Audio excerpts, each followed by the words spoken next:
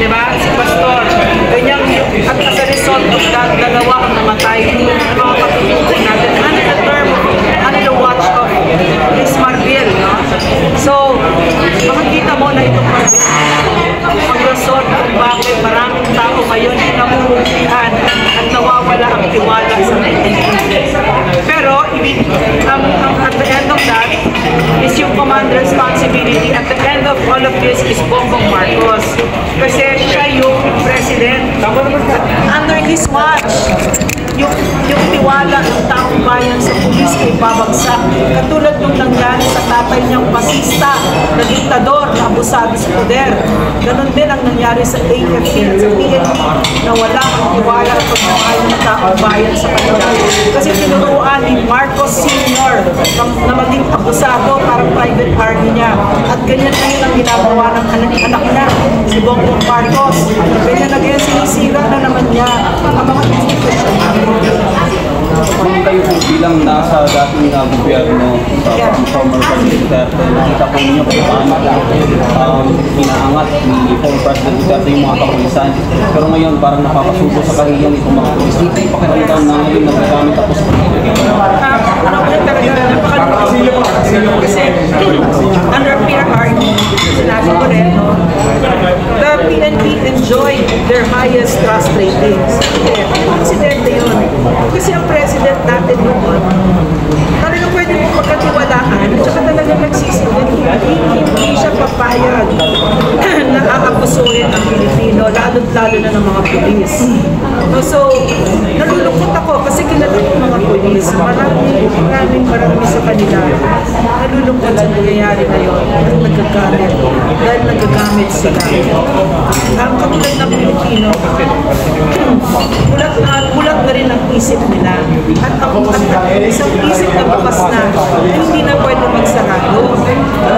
It has been a very long journey for the AFP and the PNP for them to have been trusted by the Filipino people and they will no longer go back. And ang pagkakaalam ko, and that is also my hope, na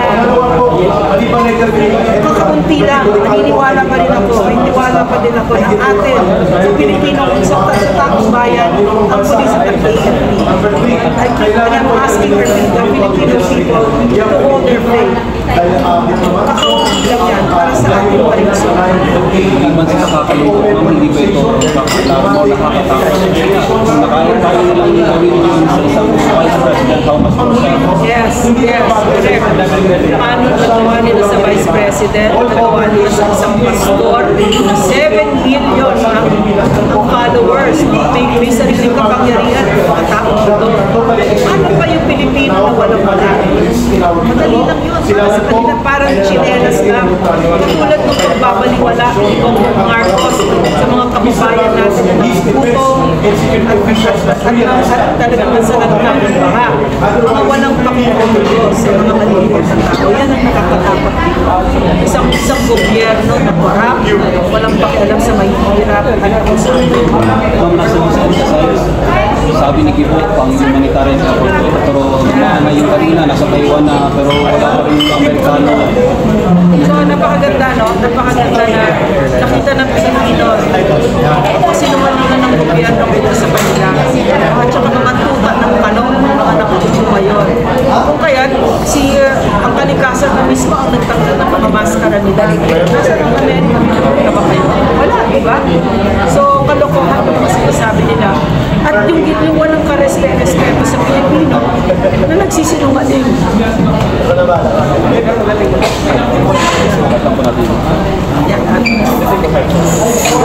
Sorry kasi talaga tayo sa so yun, no? So,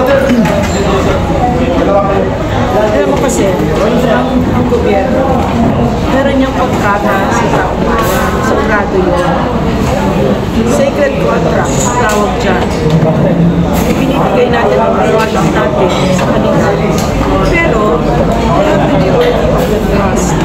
Paano mo magkakatiwalaan ng sinungaling? Walang respeto sa kanila. At walang kalinyan. Walang kapasidad na kanila. Yan ang problema. Basta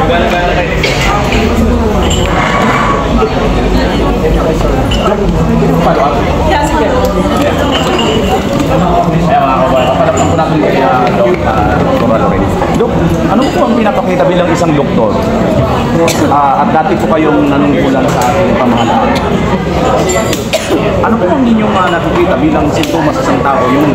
Yung parang wala siyang pakialam sa mga nangyayari sa paligid niya. Katulad ng sinabi ko, ang pinakamalaking problema para sa akin na yung opinion ko ay ang Pangulo natin, nakita natin yung video na nagsusnort ng cocaine yun. Pero meron ba siyang maliwanag na, siya mismo ba, meron ba siyang sinabi na hindi ako yun, hindi, wala, di ba? So, at ang nagdepensa sa kanya, ang mga sekretary niya na pulpol yung mga salita, kung ano nang pinagsasabi, nga daw, iniinsulto pa yung katalinuhan natin.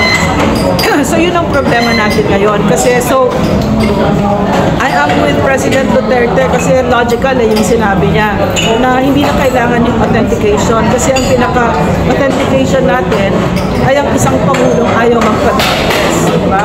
Hindi na niya ayaw magpa-drug test, ayaw niya mismo humarap. Hindi talaga lalaki ito. So, ano ba ang drug addict? Nakakatakot ang drug addict. Marami sa pamilya ko nalulong sa droga. Bawat Pilipino siguro, bawat pamilya ng ganyan. At ang natutunan namin, no, hindi mo pwedeng pagkatiwalaan ang drug addict. Sinungaling yan. In fact, dapat nilalagay yan sa rehab center or mag-therapy siya. Kasi hindi ka pwedeng maniwala sa kanya. Walang mabuting kahihinatnan. Walang pwedeng gawin kasi nga may sakit siya. So, magnanakaw siya, sinungaling siya, at wala siyang pakialam. Magugutom ang mga anak niya. Kukunin niya yung pagkain para kung pwedeng ibenta, pambili ng droga. Yung tuition ng anak niya, pang droga. Kahit yung pang chemotherapy ng nanay, pang droga. Lahat yon ganon. So, yung nakikita natin ngayon sa president na ito, na walang pakialam, tingin ko dahil yun doon, dahil sa droga, tingin ko ang president natin ay durugista. So, yun yung pinakamalaking problema natin. Nakakatakot ang kombinasyon ng may hawak kang malaking kapangyarihan at durugista ka. So, anong susunod gagawin nila? Assassinate nila si Vice President? No? Tinanggal na yung security niya eh. Mahirap ba i-imagine yon na ang isang durugista na lasing sa kapangyarihan ay iuutos yon? Eh mga baliw nga yung mga yan eh. Diba? At saka yung mukhang mga nakapaligid sa kanya ay gayon din. No? Malakas na malakas ang ugong-ugong na yung mga nakapaligid sa kanya ay katulad niya. Lulong din sa droga. Ano mangyayari sa Pilipinas? Mawa-wipe out tayo. Masisira ang Pilipinas. Marami ang mamamatay. Marami ang malulugmok sa kahirapan. Dahil meron siyang hawak na kapangyarihan na ang gagamitin lang niya yon hindi para sa bayan. Walang kapasidad ang drug addict na mahiya and to care for others. Wala. Yan ang problema. Ayan, last na lang po, Dok. Bilang doktor, sa ating gobyerno ngayon, mayroon din naman po nanunungkulan ng mga doktor. Wala po ba silang napapansin sa mga ganitong napapansin ninyo? Tingin ko alam nila kasi meron akong grupo ng mga doktor na kaibigan ko na syempre pag doktor ka, kita mo yun. Yung Coke Joe lang, yung gumaganyan-ganyan lang. Napaka-prominente, di ba? So, tingin ko yung mga nagtatakip kay Bongbong Marcos ngayon, kakahiya sila. Ibig sabihin, kumakapit sila sa kapangyarihan. Ibig sabihin, wala silang totoong pagmamahal sa bayan. Pinapanood ko si Bongbong Marcos at naisip ko, wala bang nagmamahal sa taong ito para sabihin sa kanya na bumaba ka na? Bakit si Senator Amy Marcos? Siya mismo nagsasabi sa amin na yung kapatid niya ay lulong sa droga. Pero bakit hindi siya tumayo at sabihin, bumaba ka na, mahal kita pero mas mahal ko ang Pilipinas. Therefore, ang tingin ko kapag kaganon, mas mahal mo ang political ambitions mo kung pinagtatakpan mo pa rin itong taong ito. Ayan. Maraming salamat po, Dok. Thank you, Ma'am, isa pa mong tanong. So, inamin ni Senator Amy Marcos na lulong sa droga yung kanyang Yes. kapatid? Yes. Ay, grabe no? In public? well, yes. Yeah. Sige ma'am, thank you. Meron ka bang narinig na dinideny niya? Wala ma'am. Meron ka bang narinig na kamag-anak niya na nagdi-deny? Wala, di ba? So, iniisip ko, wala ba nagmamahal dito sa pamilya niya na nagkakalatma yung kamag-anak niya? Hindi mo sabihin na tama na, baba ka na. Kasi magagalit, galit ang taong bayan sa'yo. At saka hindi lang yon, kasi kung ako yon, no, nasa lugar ako ni Senator Amy, hindi ko kailangan pag-isipan ng matagal. Sasabihan ko talagang kapatid ko, mahal na mahal kita, pero mas mahal ko ang Pilipinas. Mas mahal mo bumaba ka na. Mahal na yung bayan dapat. Yes! In a heartbeat, yes! Mas mahal ko ang Pilipinas kesa sa kahit na sino. Kasi kunyari sa mga anak ko, no? Siyempre mahal na mahal ko mga anak ko. Pero ano ba yung tahanan ng mga anak ko? Di ba Pilipinas? Bayan yan. Dapat mas mahal mo ang bayan mo. Kaysa sa isang tao. Kesa sa isang tao. Marami akong sinanikuran para sa bayan. At dapat ganun tayo. Tatanikuran mo. Kapag pinagpipili ka na bayan o itong taong ito, bayan. Hindi ka mag-iisip ng 2 o 3 beses. Tama ma'am. Thank you ma'am. Nakita ko yun kay PRRD. Yes ma'am. Nung nasa palasyo pa siya, no? Nasa Malacanang siya. Hindi ko nakita ang pamilya niya. Atin na atin siya. 100 billion % PRRD. Bawat segundo na presidente siya, Pilipinas ang nasa isip niya. Kaya ma'am, minahal ni PRRD. Minahal ng taong bayan si PRRD ma'am. Yes. Sa mga survey ma'am, sinisigaw ng taong bayan na si PRRD pa rin ang kanilang sinisigaw. Kasi gano'n, no? Kahit nung nagsilbi ako sa gobyerno, hindi ako nagbakasyon kahit minsan. Hindi ako nagbakasyon. Lahat ng birthday, lahat ng mga anak ko, ng husband ko, wala. Kasi nga, pumayag ka eh. Pumayag ka na magsilbi. Magsilbi ka habang nandyan ka kasi ito, maliit na pamilya mo lang yan, di ba? Pero ito, milyon ang responsibilidad mo. Di ba? So, dapat seryosohin mo yan. Pumayag kayong maglingkod sa bayan besides those family. Yes, kasi nung nanalo si PRRD, 1 week after niya nanalo, tumawag siya para tanungin ako kung papayag ako sumali sa kanya. 8 months bago ako nag-oo sa kanya kasi tatay ko public servant. So alam ko, gano'n ang hindi ko eh. Nakita ko sa tatay ko yung pag nagsilbi ka, bigay mo buhay mo sa Pilipino. Dapat gano'n. Tama ma'am, talagang kahit kami mga OFW, talagang nakita namin yung pagmamahal ni PRRD sa taong bayan. Kaya yung mga OFW, kahit anong paninira nila kay PRRD, hindi kami naniniwala. Kasi naramdaman niyo yung pagmamahal niya. At saka totoo yun. Yes, Totoo yung pagmamahal niya sa inyo. Napaka-OA pa nga niya na pag sa Saudi, gusto niya siya mismo susundo. Siya mismo. Sir, hindi niyo kailangan sunduin yung OFW. Hindi, gusto ko siyang sunduin. Tsaka siya yung alam niya kung anong dinadaanan niyo. Alam niya na dapat yung passport nila, dapat hawak nila.